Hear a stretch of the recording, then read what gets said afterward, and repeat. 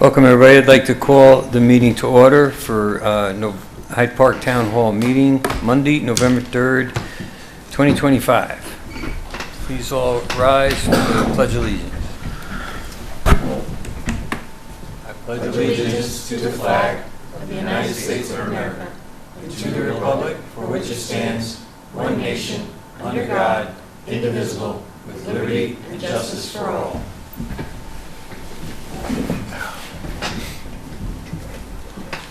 Do any of the town board members have any conflict of interest regarding any of the items listed on tonight's meeting agenda? No. Nope. No. Okay. I'd like to have a motion. We already opened the public hearing, right? No, we didn't yet. Oh, I'd like to have a motion to open the public hearing. So moved. Second. Will the clerk please take the roll call vote? Councilman Prine. Aye. Councilwoman Mosqueda. Aye. Councilman Campus. Aye. Councilman Frusakowski. Aye. And Supervisor Torgiani. All right, motion carried to open. Town Clerk Sarah Homan will read the notice of public hearing regarding the preliminary budget as it appeared in the newspaper. Notice of public hearing. Town Board of the Town of Hyde Park. Please take notice that the Town Board of the Town of Hyde Park shall hold a public hearing on Monday, November 3rd, 2025 at 6:05 p.m. at the Town of Hyde Park, 4383 Albany Post Road, Hyde Park, New York, for the purpose of holding a public hearing on the preliminary budget of said town for fiscal year beginning January 1st, 2026. Any person desiring to be heard on this matter will have an opportunity to do so at the public hearing. A copy of said preliminary budget is available at the office of the town clerk during regular business hours, where it may be inspected by any interested persons. The proposed salary for the calendar year 2026 are as followed. Supervisor, $46,578.00. Councilperson, $10,634.00. Town clerk, $58,968.00. Receiver of taxes, $45,000.00. Town justice, $47,863.00. Superintendent of highways, $75,000.00. By the order of the Town Board of the Town of Hyde Park, dated October 21st, 2025, Hyde Park, New York, Sarah Homan, Town Clerk. Thank you, Sarah. Did the town clerk receive any public comments prior to the meeting? I did receive one via phone call from a Dennis Pavlock of 21 Farm Lane. Mr. Pavlock wanted to be known to say, I am against the town board's pay increase for many reasons. Number one, with the government shutdown, people are not getting paid and people do not know when the money is coming in. Number two, it is the wrong time to receive a raise during the shutdown. I am not against pay increases. I believe it is not right at this time. End quote. And that is all the public comments I received so Is far. anyone here for public comments? No? No?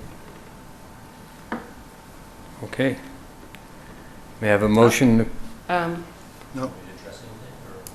Do you think you have to? You can do a quick synopsis Yeah, of let it. him do a summary.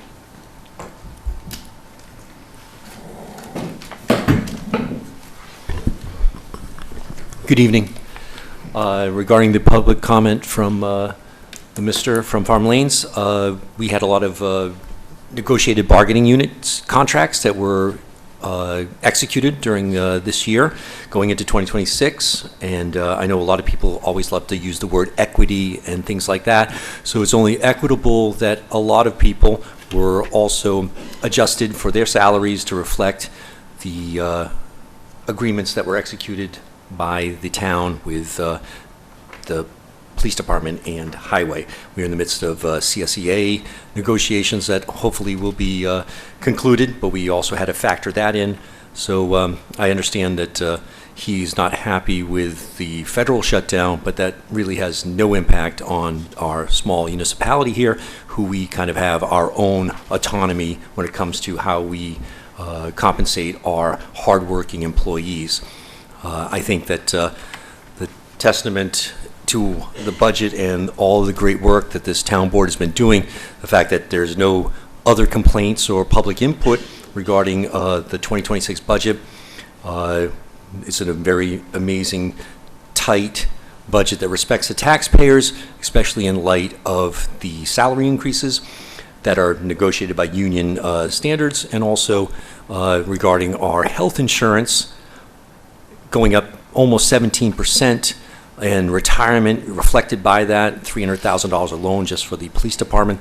It took a lot of work, and I appreciate all of the town board's support and input during our time of making the 2026 budget.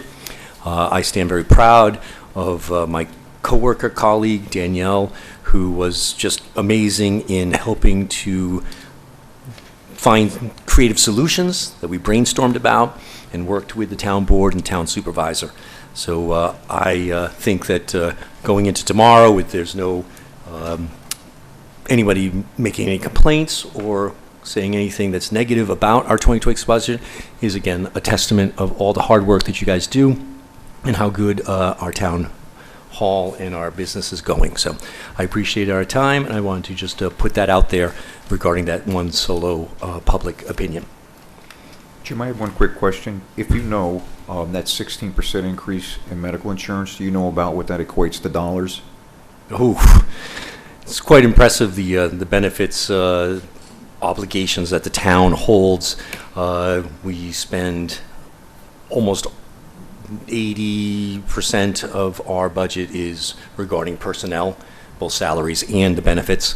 The 16% made a massive dent in our budget, given the fact that we had a $600,000 decrease in our debt service that was not compensated by all the increases. So I'm talking about between retirement and the health insurance, we were, I'd say, $750,000 change. Thank you, sir. Yep. That's painful. Extremely. And if my understanding is correct, that was just through the cost increase through MVP. We don't know the cost increase. Well, we figured that also NISHIP would do the same. It hasn't tracked the same as MVP usually, but given how things are getting fought down in D.C. and it's all about Obamacare subsidies, et cetera, and all the premiums are going up, I would think that we factored in that NISHIP would also go up close to that. Okay. So we factored that in. More town employees take MVP than NISHIP, so, but it all comes down to, it's probably going to be, at least 15% for NISHIP, I would imagine. Thank you. Yep. That's what they were stating today at the negotiations. Yep. We weren't sure what NISHIP would be. Oh, they normally stay between 15, 14 on this one, they're thinking. But they still don't know. Yep. And we won't have that yet. Thank you. Thank you, Jim.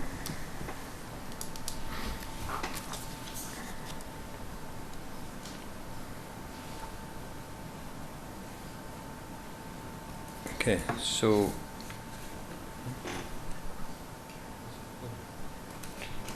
just checking on him first. All right, may I have a motion to close the public hearing? So moved. Second. Second. Will the clerk please take the roll call vote? Councilman Prine? Aye. Councilwoman Mosqueda? Aye. Councilman Campus? Aye. Councilman Pruskowski? Aye. And Supervisor Torgiani. Aye, motion carried. I'd just like to take a moment to thank Mr. Pavlak for his input and with regardless whatever's going on in the town. Now, we have one resolution. Mark? Sorry. Resolution 11-3-1 of 2025, resolution authorizing the Town of Hyde Park Town Board to set the public hearing for the special district's benefit assessment rolls. Second. The public hearing will be set to be held on November 10th, 2025. Liz, second. Will the clerk please take the roll call vote? Councilman Prine. Aye. Councilwoman Mosqueda. Aye. Councilman Campus. Aye. Councilman Bruskowski. Aye. And Supervisor Torgiani. Aye, motion carried. Is that 6 PM, Al? November 10th? It says 6:05, but it should be 6 Okay. PM. Thank you. Okay. Legislative aid updates. Going back to the budget, I just want to let everybody know that in the budget, we do have a salary for another deputy building or slash fire inspector. So that position is also covered in this budget. We did extend our finances out for more materials in the highway budget. They used to have somewhere around $20,000, which wasn't a lot, for extra additional catch basins and pipe, and we increased that to $30,000 because the guys are now, with the new mini excavator and equipment that we have, they're starting to do a lot more drainage and infrastructure on their own, so we wanted to increase their supplies and materials. We also added on to do some capital improvements around the highway garage that we didn't get to this year, but we rolled them items into next year so that we can make sure that we can get a concrete floor in the pole barn, because we just got a brand-new lawnmower and we have some new trucks coming in, so that's a must. We have additional funds in there in the zoning department to bring additional staff in. As everybody knows, the hiring of competent people that are equipped to do the job is few and far in between anymore. So we are out there looking for certain individuals to fill certain job positions as they come up, but everything is covered in the budget as you see it. So when we start talking about hiring, or we do find the right person to hire as a deputy building inspector, or somebody to help us with MS4, or somebody to help us with zoning, our budget here basically covers all that. All them dollar amounts are in there. As far as the staff, I got to say the increase in their wages, everybody has been working completely and extremely hard around here. Everybody is shorthanded. Everybody's doing a phenomenal job. We have, as you can see, if you look at the budget, we had a total surge in building permits and applications. Everybody's doing remodeling. The number, from a year and a half back before our building inspector came in, I think it was 265, and I think we're at revenue now well over 300,000 with one person instead of three. So the town is growing, and everybody's doing a phenomenal job, and we're pleased with that. On the other note, we are also working with the recreations. We've been having a lot of people calling, and I'm sorry to say that with the federal shutdown, a lot of the parks are not usable. A lot of people are frustrated that the trails are not usable.